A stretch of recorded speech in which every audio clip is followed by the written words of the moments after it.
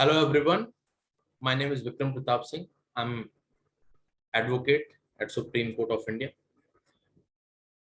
and this is the new initiative that has taken by HRG Legal to provide a free legal education and explore the possibility of free legal education to those persons who are needy, who cannot reach to the mainstream due to their financial or any obligations or constraints. So thanks to HRG legal team for supporting us. Basically, we are here to introduce the basic of Constitution of India. Constitution of India के बारे में एक assumption है कि इस assumption को कैसे देखा जाए कि संविधान को किस तरीके से बनाया गया।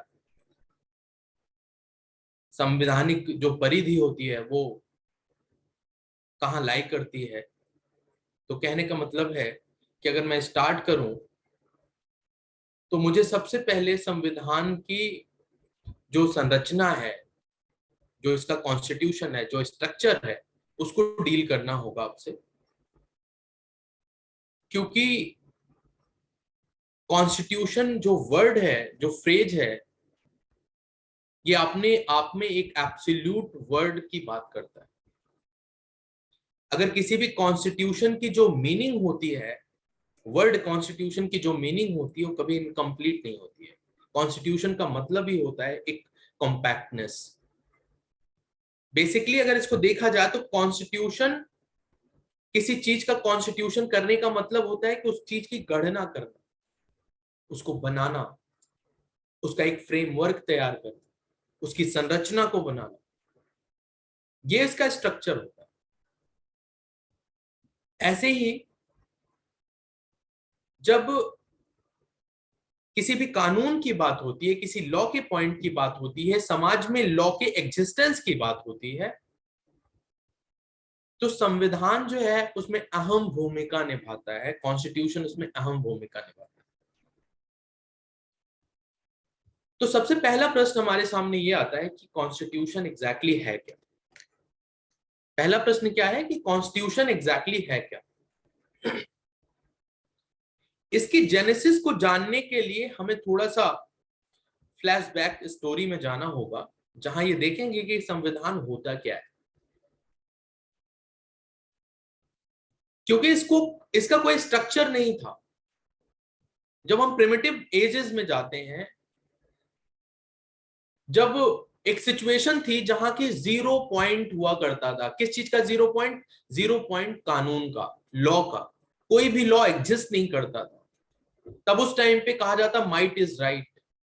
जिसके पास ताकत है उसकी ही पकड़ है, उसकी भी पहुंच है, उसका ही रूल है, उसका ही रेगुलेशन है। फिर तरीका बदला। लोगों ने उस माइट के कॉन्सेप्ट को, उस पावर के कॉन्सेप्ट को, सेंट्रलाइज पावर के कॉन्सेप्ट को खत्म करना चाहा। और उसके बाद लोगों ने, जहां की जिस समाज में उस प्रिमिटिव एरा में जबकि कोई भी कानून नहीं हुआ करता था, उस टाइम पे लोगों ने क्या किया? एक दूसरे के साथ समन्वय में आए, एक दूसरे के साथ कोलैबोरेट किया। और उस कोलैबोरेशन का उद्देश्य क्या था? केवल और केवल ये उद्देश्य था कि कोई एक व्यक्ति या कोई एक पावर हमारे समाज को गवर्न ना करे। लोगों ने आपस में एक म्यूचुअलिटी सेट की और एक कॉन्ट्रैक्चुअल ऑब्लिगेशन फ्रेम किया, ये कहते हुए कि हम आपकी सेवा इसलिए करेंगे, हम आपकी रक्षा इसलिए करेंगे, हम अपने पावर को इस तरीके से वेस्ट करेंगे कि हमारा समाज जो है वो सुसंगठित हो, सुरक्षित हो और सौंदर्य भी उसका दिख सके। ये उद्देश्य था, प्रिमिटिव सोसाइटीज में था। क्योंकि पहले भी लड़ाइयां होती थी। एक छोटे से भाग को लेके लड़ाई करते थे, दूसरे भाग वाले भी लड़ाई करते थे। तो इन सबको एक चैनलाइज करना था, समाज भी आतंकित हो गया था। तब उन्होंने कुछ ऐसे बेसिक प्रिंसिपल बना के तैयार किए, जो बेसिक प्रिंसिपल उस समाज की आवश्यकता थे उस वक्त के। उस वक्त पे उस समाज की एक ही आवश्यकता थी, क्या? कि सुरक्षा, लोगों की सुरक्षा, लोगों के खुद के जो भी वस्तु थी, जो भी अधिकार थे उस टाइम पे, जो अधिकार रहे होंगे, उनकी सुरक्षा। यही हमारे पास एक ही प्रश्न हुआ करता। तो इन सबको करके लोगों ने एक समन्वय स्थापित किया और कुछ ऐसे बेसिक प्रिंसिपल्स बनाए जिनको कि उन्होंने अडॉप्ट किया। उनके अडॉप्ट करने से क्या हुआ, फायदा क्या हुआ? उन्होंने क्या किया, अपने सारे राइट्स, अपने सारे पावर्स को एक तरह से सबमिट कर दिया। किसके सामने कर दिया? किसी एक व्यक्ति के सामने। ये कहते हुए सबमिट कर दिया कि हम आपके खिलाफ कोई भी पावर यूज नहीं करेंगे, लेकिन हमारे खिलाफ अगर कोई पावर यूज करेगा तो आप उससे हमें प्रोटेक्शन दोगे। यहीं से एक स्टेट की संरचना का निर्माण हुआ। राज्य की जो संरचना है वहीं से एक निर्माण हुआ, राज्य की संरचना। और जब राज्य होगा तब उसमें क्या क्या चीजें इंपॉर्टेंट होती हैं? एक कि एक प्रभुता होनी चाहिए। प्रभुता को हम सॉवरेनिटी कह सकते हैं, संप्रभुता बोलते हैं। संप्रभुता होनी चाहिए। संप्रभुता का मतलब एक ऐसा व्यक्ति होना चाहिए जो कि समाज को चला सके, समाज में जो कॉन्स्टेंट्स हैं उनको दूर कर सके, जो मिसचीव्स हैं उनको हटा सके, और अपने पावर के माध्यम से, अपने जिस भी गवर्नेंस का जो पावर है उसके माध्यम से समाज को एक पटरी पर, एक लाइन पर, एक जो समाज की एक आवश्यकता है उसके आधार पर चला सके। ये हमारा उद्देश्य था। समाज की संरचना भी इसी आधार से हुई, क्योंकि जनता थी, पॉपुलेशन थी उस समय। दूसरी, पॉपुलेशन के बाद नीड होती है पावर की। पावर हमने सबमिट कर दिया, लोगों ने अपने अपने अधिकारों को एक व्यक्ति में सबमिट कर दिया, राज्य की संरचना वहीं से तैयार हो गई। अब राज्य की संरचना जब जब राज्य बन के, सुसंगठित राज्य बन के तैयार हुआ, क्योंकि हमने अपने सारे पावर राज्य को दे दिए थे और हमारे सारे पावर्स का उपभोग करने लगा राज्य, उसको उपयोग करना था। उपभोग और उपयोग में डिफरेंस है। उपभोग का मतलब होता है कंज्यूम करना, उपयोग का मतलब होगा किसी की नेसेसिटीज को अवेल कराना। तो वो कंज्यूम करने लगा, क्योंकि एक जनरल सा कंसेप्शन है कि अगर हमारे पास कुछ पावर्स दिए हुए हैं, हमने आपको दे दिया, तो आप उस पावर को हमारे ऊपर ही यूज करना स्टार्ट कर दो। तो स्टेट में कहीं ना कहीं उतने पावर को पाते हुए एक आर्बिट्रेरीनेस का एक आर्बिट्रेरीनेस की एक जो लेंथ थी, वो वेवलेंथ वहां तक पहुंच गई। उसको भी हमें कर्व करना था। स्टेट आतंकवादी नहीं हो सकता। ये सारी चीजें, क्योंकि जहां हमने पावर दी है हमें कुछ ना कुछ रिस्ट्रिक्शंस भी देने चाहिए थे। तो यही हुआ हमारे साथ भी। जब हमारे प्रिमिटिव एजेस में हमने राज्य की संरचना की, और राज्य की संरचना के चलते हमने एक ऐसे कुछ प्रिंसिपल्स, बेसिक प्रिंसिपल्स बनाए जो राज्य को फॉलो करवाना था हम पे, और उस राज्य ने उस प्रिंसिपल को अडॉप्ट कराया हमारे ऊपर, और हमारी जो देश की व्यवस्था थी वो चलना स्टार्ट हो गई। बाद में जब हम एक लिमिटेड कॉन्सेप्ट पे आते हैं, कि इंडियन कॉन्स्टिट्यूशन के कॉन्सेप्ट पे आते हैं, तो इंडिया के ऊपर लोगों ने कई बार आक्रमण किया। सरकारें सुसंगठित नहीं थी, सरकारों को तोड़ा उन्होंने, उपयोग किया, जो भी यहाँ की लूट किया और यहां से चले गए। स्टेट कैसा हो गया? भयंकर आतंक, कोई देखने वाला नहीं, हर आदमी अपने को एक जगह संगठित करने की कोशिश कर रहा था। उसके बाद क्या हुआ? स्टेट की संरचना का कोई भी अब शेप नहीं रहा, क्योंकि हमारी बेसिक नेसेसिटीज तो पूरी ही नहीं हो रही है। स्टेट को हमने अपने सारे पावर इसलिए दिए थे कि वो हमारा प्रोटेक्शन करेगा। अब स्टेट ही उपभोग करने लगा उन पावर्स का। तो उद्देश्य यही था हमारा। वक्त बदला, अंग्रेजों ने भारत पे राज किया। अंग्रेजों ने जब भारत पे राज किया उन्होंने अपने तरीके से कुछ कानून बनाए, उन्होंने उनके कानून जो थे वो भी एक लिमिटेशंस में या एक लाइन ऑफ एक्शन में रहते गए। लेकिन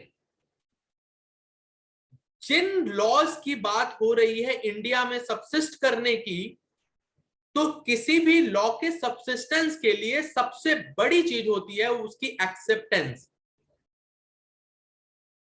वो सबसिस्ट नहीं कर सकता जब तक कि उसकी एक्सेप्टेंस समाज के द्वारा ना हो। किसी लॉ को आप डिप्लॉय नहीं कर सकते समाज पे, सोसाइटी पे, अनलेस एंड अनटिल समाज का एक प्रोस्पेक्शन उस तक पहुंचे और लोग उसको एडॉप्ट करना स्टार्ट कर दें। कुछ लॉ जैसे बनाए गए जिसमें एडॉप्टेबिलिटी नहीं थी, एक्सेप्टेंस करने की पावर नहीं थी, और इसी के चलते उनका कंप्लायंस कभी भी नहीं कराया जा सका और वो शून्य हो गए। तो कानून कभी लिमिटेड नहीं हो सकता, किसी भी संरचना लिमिटेड नहीं हो सकती। तो मेरा यह कहना है कि हम घूम के फिर से उसी बात पे आते हैं कि व्हाट इज कॉन्स्टिट्यूशन। तो जो ये बैक साइड में जो फ्लैशबैक में अभी ये स्टोरी थी, ये कॉन्स्टिट्यूशन को जन्म देने का पहला रीजन था कि ये जो संवैधानिक जो शिथिलताएं थी, एक संवैधानिक शिथिलता नहीं कह सकते आप इसको आप इस तरीके से कहिए कि जो भी कानूनी तौर से जो भी लीगल डिस्क्रिपेंसीज थी, जो कि समाज में थी, जो प्रेवलेंट थी, उनको एक शेप देते हुए उनके थॉट्स में, उनके पैरामीटर्स में एक यूनिफॉर्मिटी सेट करने का ही उद्देश्य संविधान को ले आना। कॉन्स्टिट्यूशन है क्या? कॉन्स्टिट्यूशन एक वास्तविक रियलिटी है। क्या है? एक रियलिटी है। संविधान क्या है? एक रियलिटी है। किस चीज की? लीगल प्रिंसिपल्स की रियलिटी, सोसाइटल एक्सपेक्टेशंस की रियलिटी है। सोसाइटी रन करती है किस तरीके से, उसकी रियलिटी है। और जो समाज के चलते हुए जो वेरिएशंस हो रहे हैं विधि व्यवस्था में, कानून में, उनकी भी रियलिटी है, क्योंकि संविधान शिथिल नहीं होना चाहिए। कॉन्स्टिट्यूशन कैसा होना चाहिए? कॉन्स्टिट्यूशन फ्लेक्सिबल होना चाहिए, जिसमें वेरिएशन किए जा सके। तो कॉन्स्टिट्यूशन जो गणना है, जो गठन है किसी चीज का, वो क्या है? हमारे लीगल प्रिंसिपल्स का है, हमारे नॉर्म्स का है, हमारी सोसाइटल एक्सपेक्टेशंस का है, हमारी सिक्योरिटी का है, हमारे जो भी लीगल सोशल अफेयर्स हैं सोसाइटी में रहने वाले लोगों के, उनको एक यूनिफॉर्म प्रिंसिपल सेट करना ही लीगल ही कॉन्स्टिट्यूशन। तो कॉन्स्टिट्यूशन को हम इस तरीके से नहीं दे सकते। कॉन्स्टिट्यूशन एक संरचना है ऐसे बेसिक प्रिंसिपल्स की, जो कि हमारे प्रिमिटिव एरा में, प्रिमिटिव सोसाइटीज जिन चीजों से परेशान थी, उन सबको उठा के कहां रख दिया गया? कॉन्स्टिट्यूशन में रख दिया। क्योंकि हमने उस पेन को झेला है, हमने उस आत्याताई या आतंकवादियों के उस अत्याचार को झेला है, तो हमारा यह उद्देश्य क्या होना चाहिए कि संविधान में उन अत्याचारियों के खिलाफ कोई ऐसा प्रोविजन हो जो कि हमें उनसे प्रोटेक्ट करे, और इस तरीके से बखूबी बनाया गया। तो संविधान को हम कैसे कहते हैं? अगर बेसिक सेंस में, एकदम इजी सेंस में हम अगर बोलें कि संविधान क्या है, तो संविधान ऐसी कानून व्यवस्था है, संविधान ऐसे प्रिंसिपल्स का एक सेट ऑफ प्रिंसिपल्स हैं जो कि विविधता में एकता को लाते हैं। जो डाइवर्सिटी को, जो जो डाइवर्सिटी है किस चीज की? लॉज की, रूल्स की, रेगुलेशंस की, एक्सपेक्टेशंस की, सोसाइटल मॉरल्स की, मॉरलिटीज की, उन सबको क्या करते हैं? उनको एक यूनिफॉर्म शेप देना ही संविधान है। कुछ अलग चीज नहीं है संविधान। वही रूल्स, वही प्रिंसिपल जो कि समाज में सबसिस्ट कर रहे थे, हमने उनको रिकॉग्नाइज किया। कॉन्स्टिट्यूएंट असेंबली ने उनको एनालाइज किया कि ये प्रिंसिपल ऐसे प्रिंसिपल्स हैं जिनके बिना सामाजिक संरचना, असामाजिक व्यवस्था जो है वो सुचारू रूप से नहीं चल सकती।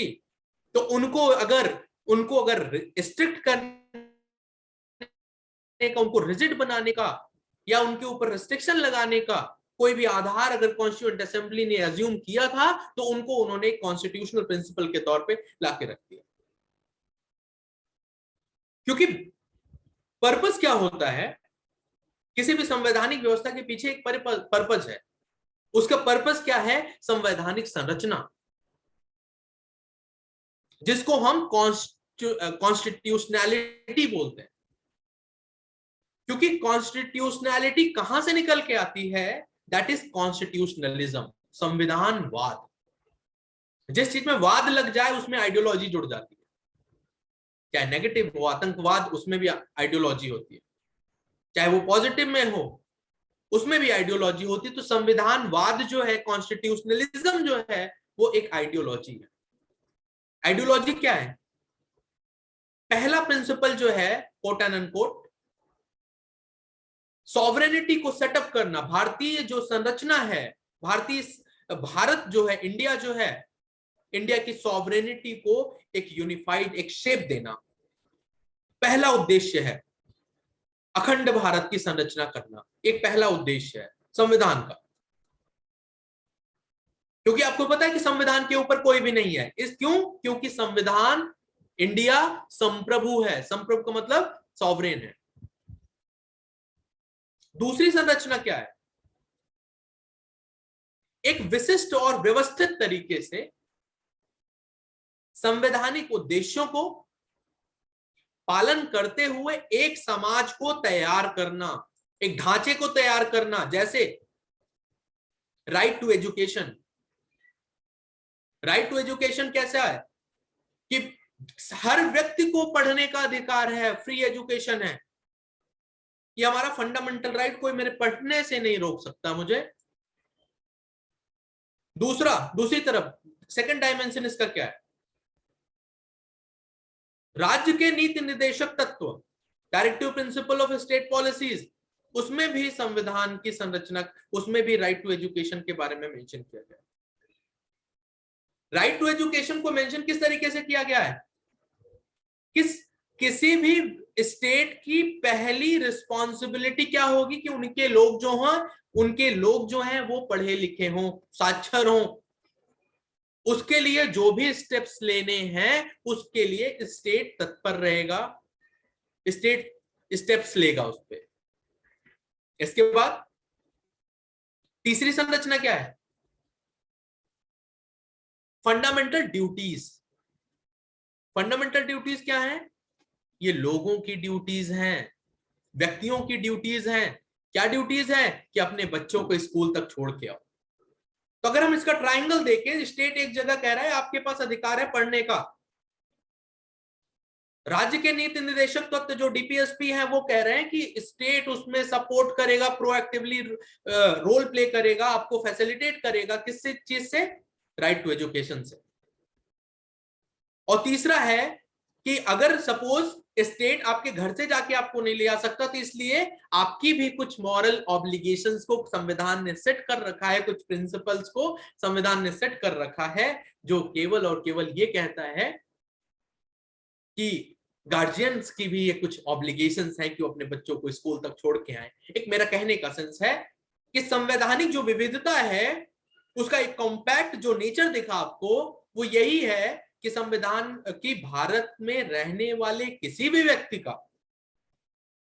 किसी भी तरीके से कोई भी उसके रूल्स, रेगुलेशंस, मॉरल्स, प्रिंसिपल को तोड़ने वाला कोई भी एक्शन, कोएसिव एक्शन, वो सब संवैधानिक परिधि में आएगा और उसको उससे डिफेंस मिलेगा। संविधान वहां उसको प्रोटेक्ट करेगा। तो संविधान केवल संरचना ही नहीं है, संविधान एक आइडियोलॉजी है। कॉन्स्टिट्यूशनलिज्म एक आइडियोलॉजी है, एक फिलॉसफी है। फिलॉसफी क्या है? क्योंकि फिलॉसफी इसलिए है कि जो कॉन्स्टिट्यूएंट असेंबली ने कुछ वर्ड्स में, कुछ टेक्स्ट में, कुछ सेक्शंस बनाते हुए, कुछ आर्टिकल्स बनाते हुए, कुछ क्लॉजेस बनाते हुए मेंशन कर दिया, वो संविधान नहीं है। संविधान है क्या? Constitution is constitutionalism is the principle behind the or philosophy behind the constitution. जो कि मूर्त रूप में है, दिखती नहीं है आपको वो प्रिंसिपल्स, लेकिन वो एग्जिस्ट करते हैं, सबसिस्ट करते हैं समाज में। जैसे एक एग्जांपल देता हूं, कई सुप्रीम कोर्ट के जजमेंट्स में भी कई बार कुछ प्रिंसिपल्स की हम को अप्रिशिएट करते हैं जो मोस्ट अप्रिशिएबल होते हैं, और जजेस भी उनके माध्यम से कॉन्स्टिट्यूशन को या उनको जो भी प्रिंसिपल्स हैं या जो भी लॉज हैं सबसिस्ट कर रहे हैं सोसाइटी में, उनको एक्सप्लेन करने की कोशिश करते हैं, इंटरप्रेट करने की कोशिश करते हैं। एक प्रिंसिपल आता है overarching principle. Overarching principle क्या है? क्योंकि मैं आपसे डिस्कस कर रहा हूं, केवल संवैधानिक विविधता को डिस्कस कर रहा हूं कि कैसे संविधान को हम समझ सकें। तो ओवर आर्चिंग प्रिंसिपल क्या कहता है? ओवर आर्चिंग प्रिंसिपल का मतलब है कि जो भी संविधान ने कई ऐसे प्रिंसिपल्स ऑप्ट किए हैं, जैसे सॉवरेनिटी, डेमोक्रेसी, सोशलिज्म, और इसके अलावा भी कुछ ऐसे प्रिंसिपल्स हैं जिनको कि ऑप्ट किया गया है, जो कि अगर आप प्रियम्बल, संविधान के प्रियम्बल पे जाएंगे तो वहां आपको देखेंगे कितने वर्ड्स मिलते रहते हैं आपको। सेक्युलरिज्म हो गया, जो भी है वो XYZ, जो भी वर्ड्स हैं वो आपको मिलते रहे। लेकिन प्रॉब्लम कहां से आती है? इन सबको इतने जो आइडियोलॉजी या डिफरेंट डिफरेंट आइडियोलॉजीज हैं, उन डिफरेंट डिफरेंट आइडियोलॉजीज को हम कैसे एक जगह ले आके और उसको हम सपोर्ट भी कर सके, उसको हम प्रोटेक्ट कर सके, जैसे कि वो अपना फंक्शन कर सके, ऐसा कुछ है।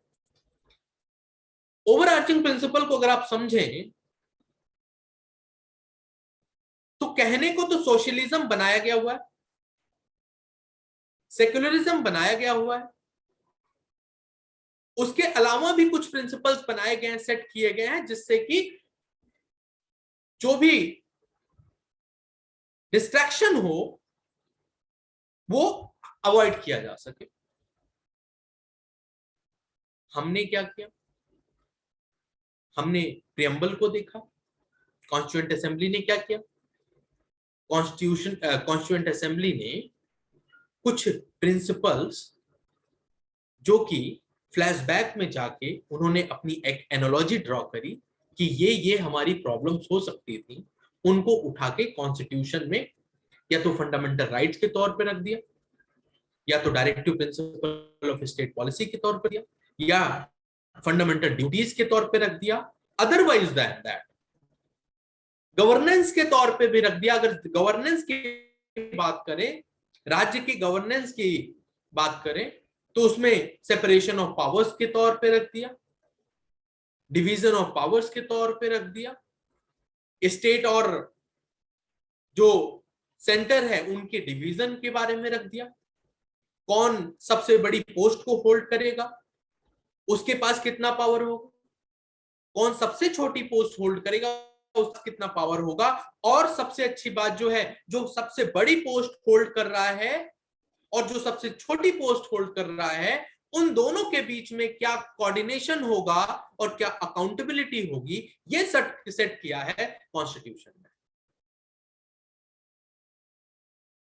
क्योंकि कॉन्स्टिट्यूशन सिंपल टर्म्स में, सिंपल शब्दों में केवल ओवर आर्चिंग प्रिंसिपल के अराउंड ही, इर्द गिर्द ही चलता है। जैसे सपोज एक नरेशन देता हूं, आपको शायद समझ में आए कि सपोज एक टब है, पानी का टब है, जिसमें अपने लकड़ियों के गट्ठल डाल रखे हैं। लकड़ियों का सपोज ये गुटके होते हैं, लॉक्स छोटे छोटे, उनको आपने पानी में डाल रखे हैं। नेचर क्या होता है, पानी में वो ऊपर वो तैरते रहेंगे। और अगर उनको एक दूसरे से बांध दिया जाए, समझना, हर लॉक को एक दूसरे से बांध दिया जाएगा तो वो क्या होगा, वो पानी की सतह पर तैरते रहेंगे और वो टब के अंदर रहेंगे। तो अगर हम कॉन्स्टिट्यूशनल पूरे स्ट्रक्चर को समझें तो इस टब से समझेंगे कि अगर जो वाटर है वो फिलॉसफी है, वो आइडियोलॉजी है, कैसे? जैसे अगर एक गुटके को, उस लॉग को, उस लकड़ी के गट्ठल को अगर हम ये कह देते हैं कि ये हमारी सॉवरेनिटी है, दूसरे को हम कह देते हैं कि ये हमारी एक सेक्युलरिज्म है, तीसरा सोशलिज्म है, तो और इस तरीके से कि ये हमारा फंडामेंटल राइट है, ये हमारा डीपीएसपी है, इस तरीके से हम इसको एक एक का नाम दे देते हैं, सपोज, और वो सब एक दूसरे से स्वतंत्र तौर पे तैर रहे हैं, लेकिन इनके नेचर को देखो, इनका रिलेशनशिप देखो, एक दूसरे से बंधे हुए हैं और तैर कहां रहे हैं? कॉन्स्टिट्यूशनल आइडियोलॉजी पे तैर रहे हैं। कॉन्स्टिट्यूशनल आइडियोलॉजी को पता है कि किस गट्ठल को कितना डुबाना है, किस गट्ठल को कितना उठाना है। तो संविधान भी केवल इसी तरीके से काम कर रहा है कि सपोज कि राइट टू एजुकेशन को लिमिट करने का टाइम आ जाए, या राइट टू प्रेस जो है, राइट टू स्पीच जो है, उसको भी हमें लिमिट करने का टाइम आ जाए, तो जो कॉन्स्टिट्यूशनल इंटरप्रेटर है, जो कि सुप्रीम कोर्ट ऑफ इंडिया है इस समय प्रेजेंट तौर पे, वो क्या करेगी? वो उस पे कुछ रिस्ट्रिक्शंस लगा सकती है। इसका मतलब है उसको थोड़ा सा डुबाया जा सकता है, उस पे थोड़ा सा वजन बढ़ाया जा सकता है, जिससे कि उसकी प्रकृति थोड़ी सी कम हो जाए। लेकिन सपोज कि राइट टू सेक्युलरिज्म को प्रोटेक्ट करना है, मतलब सेक्युलरिज्म एक कॉन्सेप्ट को प्रोटेक्ट करना है, तो हमें सबसे पहले क्या देखना होगा कि नहीं, इसका स्ट्रक्चर लाई कहां कर रहा है। आप अगर प्रयास करो कि उस केवल सेक्युलर स्ट्रक्चर को इंडिया से हटा दिया जाए, तो आप अगर उसको हटाओगे तो वो थ्रेड जो लगा हुआ है ना, जो बंधा हुआ है, वो कहीं ना कहीं सॉवरेन स्ट्रक्चर को भी हिट करेगा, कहीं ना कहीं सोशलिज्म को भी हिट करेगा, कहीं ना कहीं आपके डेमोक्रेटिक सोसाइटी को भी हिट करेगा, और यहीं तक नहीं, वो फंडामेंटल राइट, डीपीएसपी सबको हिट करेगा। तो पूरी कॉन्स्टिट्यूशनल जो संरचना है ना, पूरी संरचना को हिला के रख देगा। तो लोग जो जो कॉन्स्टिट्यूशनल इंटरप्रेटर हैं, उनकी क्या लायबिलिटी है? अब देखो, उनकी लायबिलिटी ये है